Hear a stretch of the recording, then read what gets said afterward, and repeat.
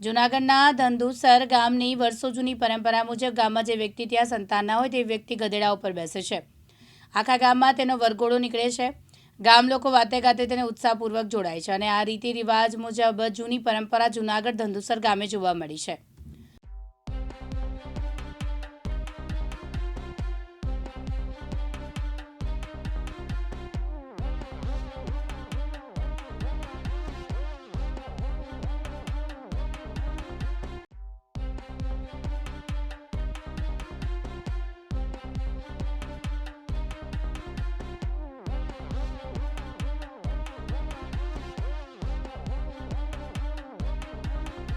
અમારે આ રાની પરંપરા વર્ષો જૂની 500-1000 વર્ષ થઈ ગયા છે। કોઈને ખ્યાલ નથી, એટલા વર્ષોથી આ ચાલુ છે।